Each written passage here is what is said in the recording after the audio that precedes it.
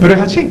Hoy, las efemérides astronómicas, que tenían 20 decimales cuando yo era chico, ahora tienen 30, qué sé yo, los números, para calcular los últimos decimales hay que usar la teoría general de la relatividad que aparece, que es la consecuencia de esta idea. Vale decir, hoy la relatividad general es una teoría astronómica, es una teoría astronómica. Y por otro lado, todos los relativistas generales como yo, en un momento, como todos los santos, supongo, tienen un momento que son tentados por el maligno y dicen, el espacio-tiempo no debe ser curvo. Don Alberto nos contó un cuento chino, porque es tanto más sencillo que sea plano. Y nos ponemos a hacer, Jean Piaget, por ejemplo, Bolini, y el suscripto, nos ponemos a hacer un paper demostrando que en el fondo Einstein estaba equivocado. Yo escribí 2 papers con Luis Chimento, otro amigo, ¿no?, donde tratando de explicar que el espacio-tiempo es plano, me di cuenta que no puedo hacerlo y es mucho más sencillo que el espacio-tiempo sea curvo. Me da culpa y comencé en el paper, todos los relativistas generales tenemos un periodo de herejía. Y no pude, y no se puede. De modo que el espacio-tiempo es curvo. El espacio-tiempo es curvo y entonces el universo se puede describir como una superficie curva. Lo podemos visualizar como una superficie curva. Entonces, fíjese, hasta este momento yo he encontrado que siempre en todos los fenómenos irreversibles, si encuentro algo que va hacia el futuro, como las leyes de la física son invariantes frente a inversiones temporales, encuentro el mismo personaje en el pasado. Por ejemplo, la gota de tinta que estaba aparentemente en el pasado, si invirtiésemos todo el proceso la encontraríamos en el futuro. O el equilibrio que estaba en el pasado, lo podemos transformar en desequilibrio y después volvería a estar equilibrio en el futuro. Eso yo lo llamo, y hay infinidad de ejemplos en física, las soluciones avanzadas y retardadas en electromagnetismo, etcétera, etcétera, lo llamo mellizos tesimétricos. Todo el fenómeno irreversible produce mellizos tesimétricos, que en algún momento, por razones tecnológicas, me dicen, este es el mellizo que vale.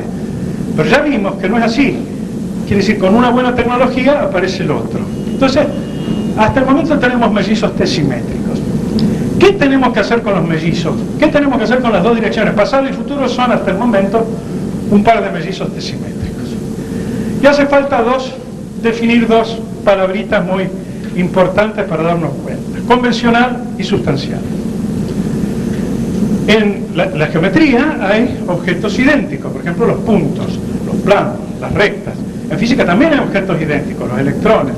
Las partículas elementales son estrictamente idénticas, no se pueden distinguir. Porque si una partícula idéntrica, lo que si es una distinguir, tendríamos que ponerle un cartelito, electrón pepito. Pero el cartelito hace que deje de ser una partícula elemental. Entonces tenemos objetos absolutamente idénticos. Toda vez que le damos, obligados por la demostración, nombres distintos a objetos idénticos, estamos estableciendo una diferencia convencional. Como cuando llamamos A y B, C los 3 puntos vértices de un triángulo para hacer un teorema. Es una diferencia convencional. Toda vez que establecemos le damos nombres distintos a objetos que son distintos, estamos estableciendo una diferencia sustancial, porque los objetos son sustancialmente distintos. Por ejemplo, el polo norte y sur de la Tierra, que le hemos puesto, los nombres son siempre convencionales, ¿de acuerdo? Pero el polo norte y sur de la Tierra son sustancialmente distintos, porque en el polo norte hay un océano y en el polo sur hay un continente. En el océano yo me hundo y en el continente no. Entonces, lo que estamos buscando es encontrar una diferencia sustancial y no convencional, porque si yo digo pasado y futuro, las 2 cosas que son iguales, eso es convencional. Tenemos que encontrar una diferencia sustancial entre pasado y futuro, lo cual quiere decir encontrar una diferencia sustancial entre todos los mellizos tesimétricos que han aparecido en la transparencia anterior. ¿Y cómo lo vamos a encontrar? Con cosmología, con el espacio-tiempo curvo. Porque el universo es una cosa así.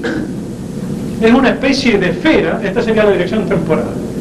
Es una especie de esfera que se agranda, se dilata, y por eso las galaxias cada vez están más alejadas, y por eso sabemos que el universo se expande, que se dilata, y aparentemente se sigue dilatando siempre. Y entonces sabemos que en algún momento fue muy chico, y ese muy chico fue el Big Bang. El Big Bang se produjo, y sabemos que el destino del universo es que ser muy grande, que antes era el Big Chill, pero es el Big Rap, bueno, no importa. Y el Big Rap y el Big Bang son sustancialmente distintos. Y ahí, viendo el objeto universo, sabemos cuál es el pasado y cuál es el futuro.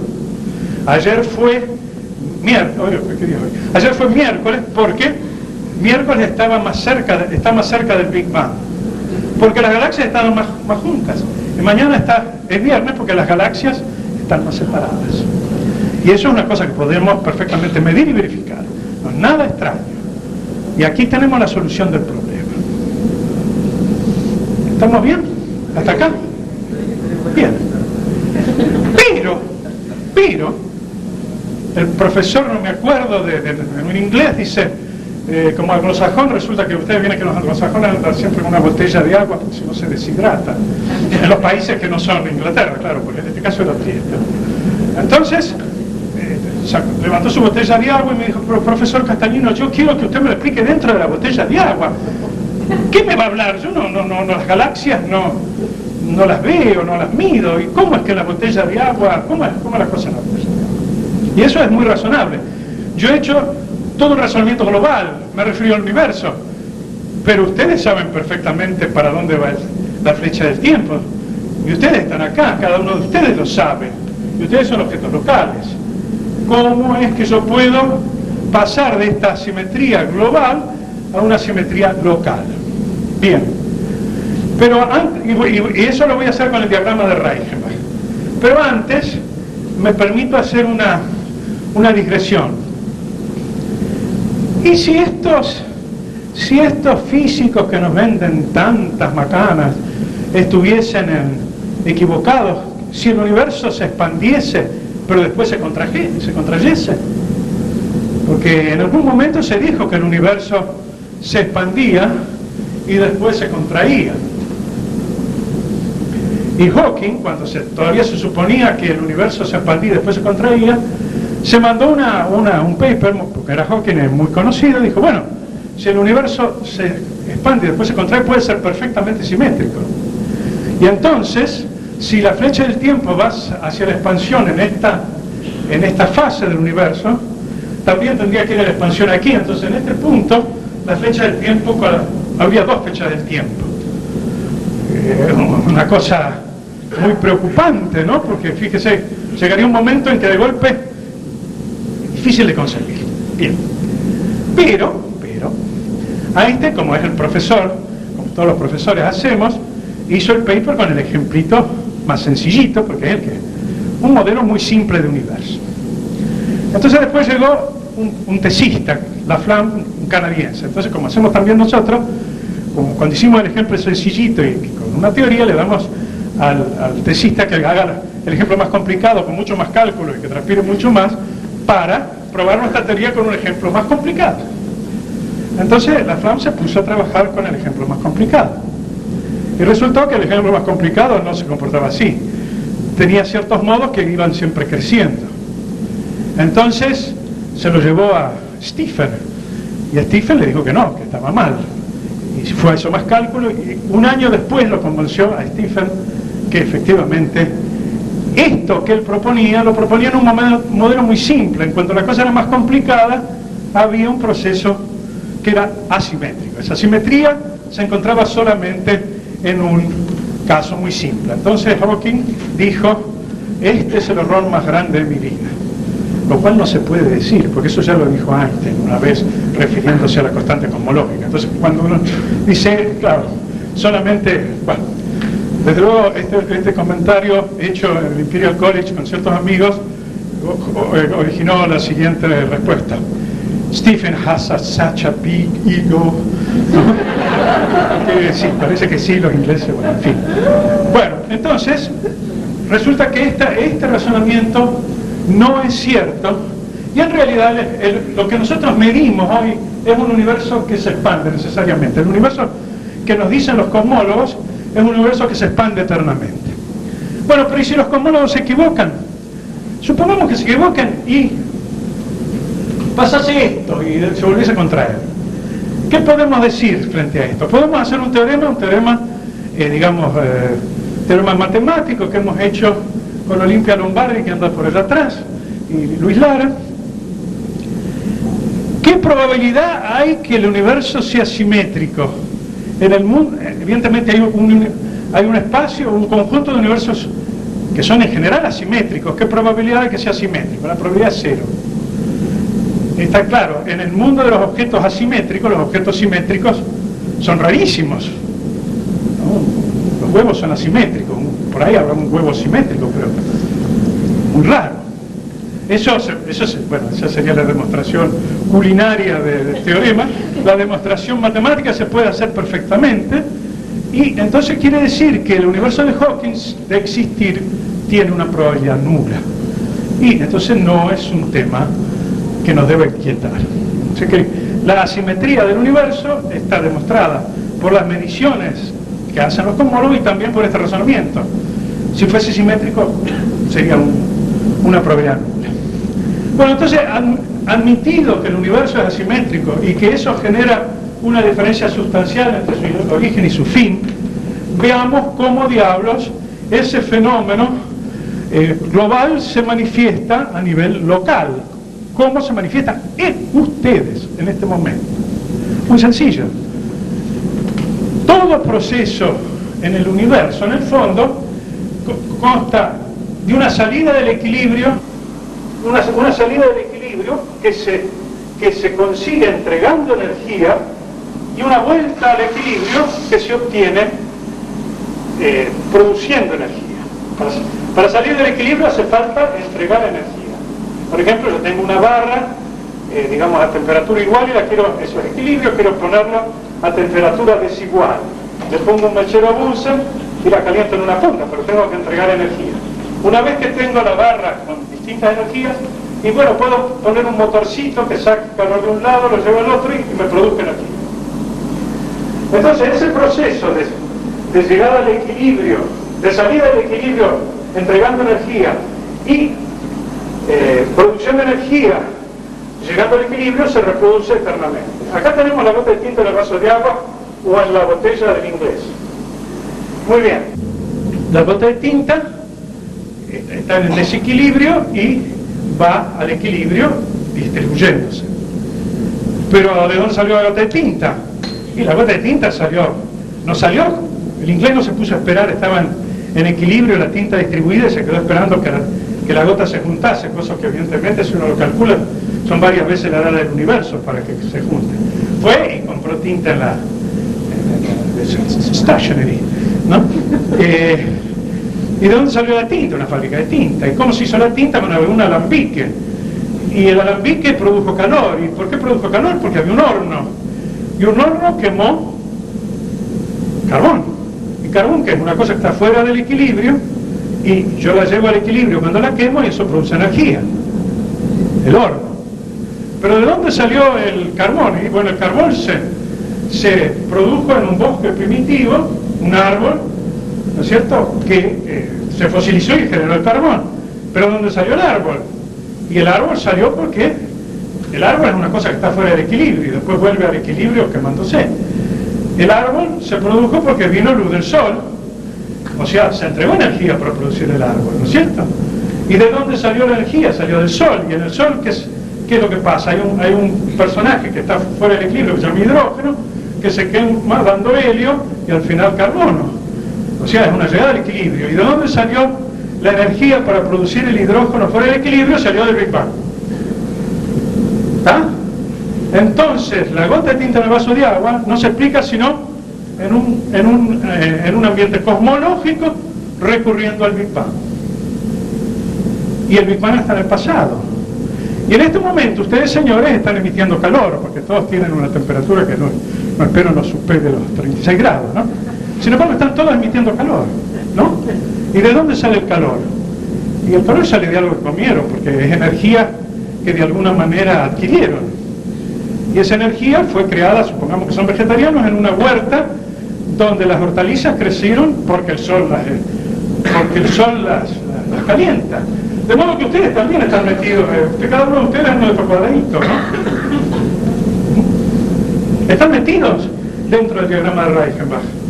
Y en consecuencia, ustedes están percibiendo, porque no hay duda que las hortalizas las comieron en el pasado, ¿no? ¿No? Sí. Bueno, hemos resuelto el problema de la flecha del tiempo. Ahora localmente. Y ahora vamos a darnos el gusto de meter la entropía. Por cierto, que no he necesitado para nada la entropía. He resuelto el problema hasta demostrar que ustedes son personajes que contienen la flecha del tiempo sin la entropía. Sin embargo, en todos los libros de la flecha del tiempo, la mayoría, la enorme, la inmensa mayoría de los libros, se meten a la entropía de entrada. ¿Por qué? Y porque de alguna manera esa entropía que crece siempre fue de alguna manera un hito en la historia de la física y excitó la imaginación de muchísima gente. La segunda ley de la termodinámica, la entropía, en un sistema irreversible, la entropía crece hacia el futuro, esa es la flecha del tiempo. Entonces uno se pregunta, la entropía crece hacia el futuro, ¿y qué es el futuro? La dirección en la cual crece la entropía.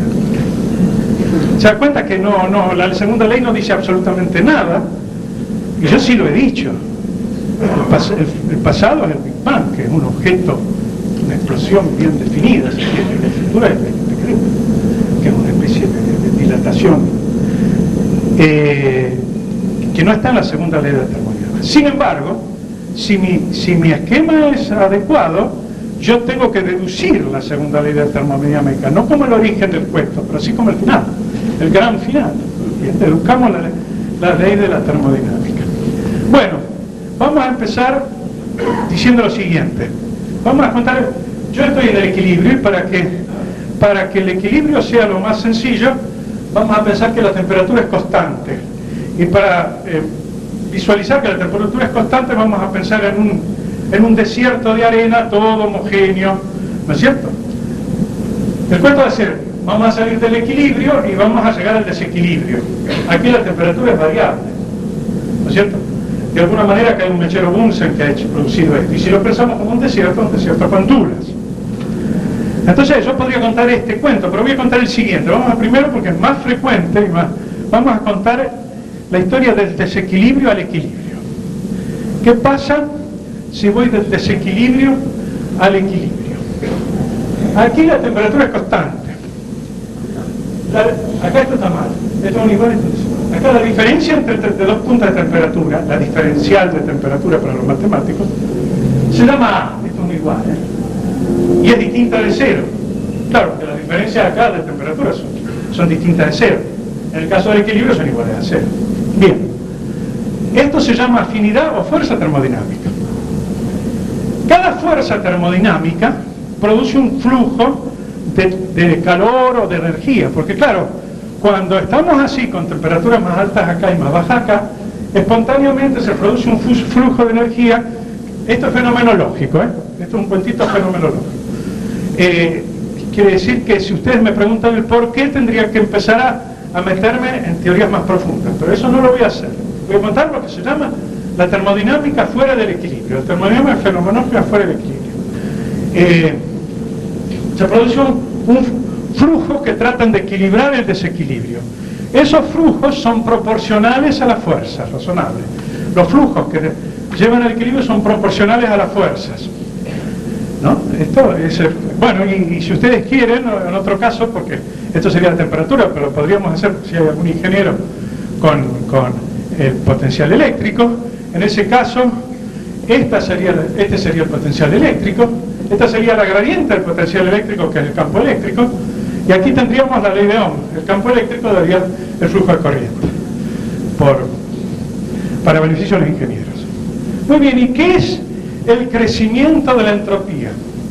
Bueno, esta constante es positiva, porque todas las constantes, estas constantes fenomenológicas, por ejemplo la resistividad o la resistividad eléctrica, son todas positivas. De acuerdo a la termodinámica fuera del equilibrio, el incremento de entropía es 4 grados. Pero A es positiva, C es positiva, bueno, A no es positiva, pero como si sustituyo me viene A cuadrado, que es positivo. Como C es positiva, es positiva. He demostrado la segunda ley de la termodinámica. Cuando vamos del desequilibrio al equilibrio, entonces la entropía crece. Esta es la demostración fenomenológica de la segunda ley de la termodinámica. Cuando vamos del desequilibrio al equilibrio, la entropía crece. Y cuando vamos del desequilibrio al equilibrio, el motor térmico que podemos generar con el desequilibrio produce energía. Porque nuevamente el físico tengo una temperatura más alta y acá una temperatura más baja, yo acá puedo poner un motorcito térmico que produce energía. Bueno, y ahora vamos a contar el cuento al revés, que es más difícil. Vamos para atrás. ¿Qué pasa cuando vamos del desequilibrio? Cuando estando en el equilibrio queremos producir equilibrio. Cuando estando en el equilibrio queremos producir desequilibrio. Bueno, primero necesariamente tenemos que entregar energía. Fíjese, tenemos un desierto totalmente plano y queremos generar dunas. Tenemos que llamar a unos beduinos y convencerlos que paleen las dunas y me creen las dunas, pagándole, no sé. Eso es entregar energía. O sea, el desequilibrio se produce entregando energía. El equilibrio genera energía. Y si nos ponemos a pensar que en lugar de beduinos esto se produjo por un proceso termodinámico con las mismas características del anterior, que tienen que existir si pensamos que la termodinámica fenológica va a estar basada al final en las leyes fundamentales de la física, que son todas invariantes frente a transformaciones temporales, no tenemos más remedio que decir que, bueno, aquí nuevamente tenemos J que se por A, bueno, A aquí va a ser distinto de cero, J igual a C por A, pero ahora la C va a tener que ser negativa, porque el flujo de energía es negativo, yo tengo que traer de afuera, y si C es negativa, claro, voy a tener una disminución de entropía. Entonces, en el proceso de llegada para producir desequilibrio, la entropía disminuye.